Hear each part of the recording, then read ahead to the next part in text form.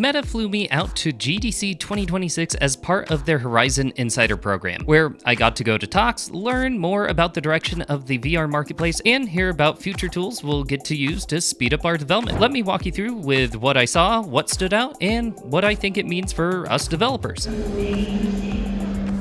So really quick, I just want to mention what the Meta Horizon Insider program is. It's a program where they've brought some of us creators together who have actively been building in the VR space, and they're giving us access to things like events and information so we can tell you about kind of what's going on in the VR space. I got invited to be part of it, and that's how I ended up at GDC this year. So now that you know why I was there, let me tell you a bit about my experience, and then we'll dive into where things stand in VR and what we have to look forward to in the future. After a short flight and a ride on the San Francisco BART, I touched down at the hotel that suspiciously named a bar after me. I walked around a bit to take the whole event in. There was a swag store, there was a lecture hall full of amazing talks, and the expo where everyone was showing off their new tech and games. I gotta say, GDC is an amazing environment to be in. You're surrounded by developers just like yourself, and walking up and talking to someone honestly feels like saying hi to a friend that you forgot to meet for the first time 4 years ago. As far as networking goes, GDC is a great event to speedrun meeting people in the industry. The price tag can get pretty high though. Between flights, paying for a room, and a festival pass, it could easily run anyone a couple of grand. Now, if you're an indie studio or a student, they do have some cheaper tickets that they offer. And I did meet a few students who were there and they entered a program or won a contest with their school. So if you're a student, keep your eyes out for any programs like that and try to make it to GDC, because I wish I got to go there when I was in college, because being in an environment like that is incredibly inspiring. So let's talk about the VR marketplace, and specifically the Meta Store. So two of the talks I was most interested in was about the current state of the VR ecosystem and a guide to the Meta Horizon Store. And honestly, the picture is a little more encouraging than I was expecting. Here's something that I think is really important. Meta Horizon Worlds is being pulled off the Quest Store and is being shifted into a mobile product. Now, this isn't a retreat by Meta from VR. I mean, they did mention that they're working on a new headset, but didn't give any further details. But instead, I took it as a refocus on creating a space specifically for VR developers on the MetaQuest store. We no longer need to compete on the same storefront as free worlds and games found on Meta Horizon Worlds. And in the talk,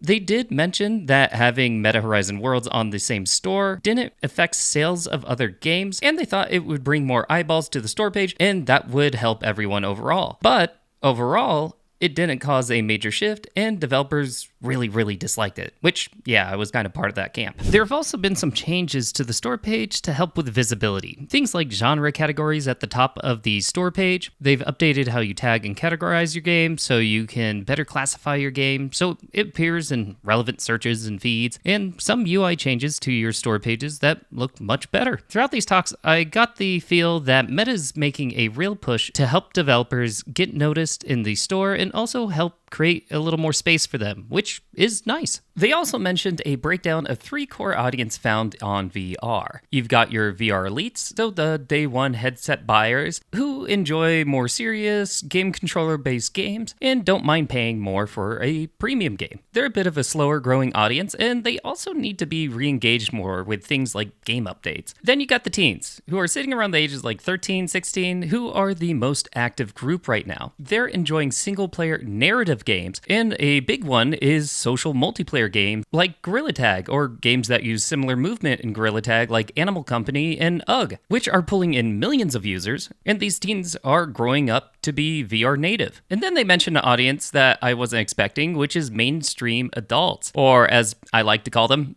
daddies. And this is the group that Meta thinks is going to grow a bunch in a couple of years. These are people who are buying headsets to watch a football game on a giant virtual screen or, watch a movie. They want to sit down, they don't want to use controllers, and they want to use hand tracking instead. They're also a big fan of the subscription service Meta Horizon Plus. Knowing your audience is core to selling your game, so learning about these users is incredibly vital when you're developing. If you've got a game idea you're thinking of building, make sure to factor in at least one of these audiences and incorporate what appeals to them. There's a ton more to talk about what I learned with the marketplace during these presentations, so let me know if you'd be interested in a deeper dive in the comments. Now, let's move on to what the future holds in terms of tools for building in VR and, of course, AI. Let's start with the tools we have right now for building in VR and the improvements to the Meta SDK. If you've watched my channel, you might have noticed I haven't done a ton of tutorials specifically on the Meta SDK, and there's a reason for that. When the Meta SDK first came out,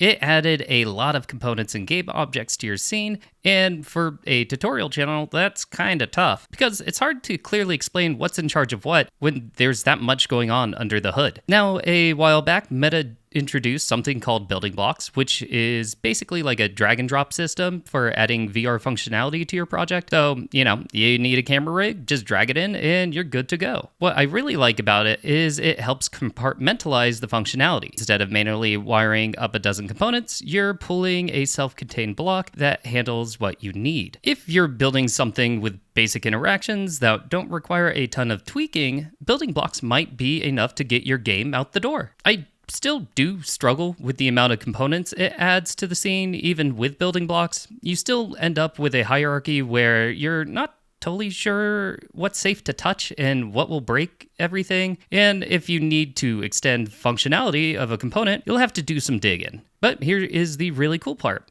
I actually got to talk to the Meta SDK team directly at GDC, and I did bring this up to them. And they told me that, they've noticed some of these issues, and they're going to continue making the Meta SDK more approachable with every iteration. With the improvements they've made over the years and how nice building blocks are, I'm actually excited to see what they bring us in future updates. As someone who's been in the VR space for a while, hearing about any tool being made easier is incredibly welcome, because game development on its own is already hard enough. There was a talk that Dilmer was a part of, the absolute legend, and he walked us through an AI-powered workflow for prototyping and building VR games. And I don't mean AI generates some code and you figure out the rest. This was a full workflow where he described what he wanted in plain English and the AI built it. The setup uses Unity's AI gateway, which connects to the AI assistant in the Unity editor. And what's really nice is you can swap out whatever AI you want. So Claude Code, Cursor, Codex, Gemini, whatever you feeling like. And Meta has built an MCP extension specifically for their SDK. So the AI actually understands Meta's VR tools and documentation. If you've ever tried to use AI to help with VR specific stuff, it usually falls apart when it comes to having to code things out that involve VR and updated documentation. In the demo, Dilmer described a hand tracking mechanic, basically a pull ball system where you pinch and spawn a ball, pull it back and charge it, and then release and launch it. He typed out a prompt and the AI set up the VR scene for him.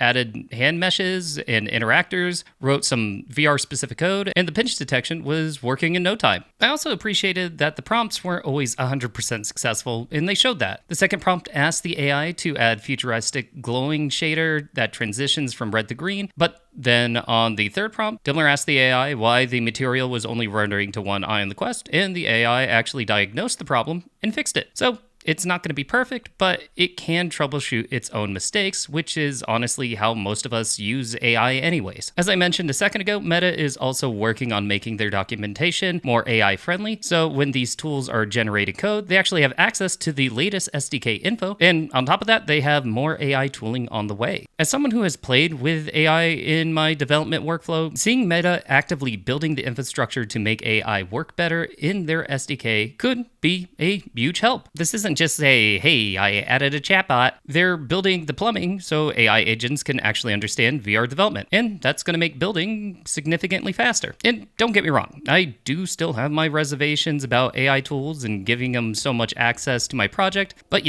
that's why we have version control. GDC was the best event I've been to in years. Getting to sit in on these talks, talk directly to the people building the tools we use every day, and just being around other developers who are excited about VR and game dev as I am. In the end, VR isn't going anywhere. The ecosystem is growing, the tools are getting better, and the marketplace has gotten a nice facelift. It's going to be a pretty good year to be building in VR.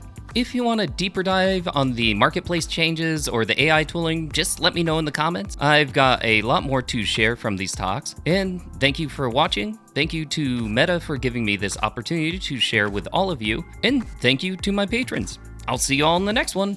Bye-bye.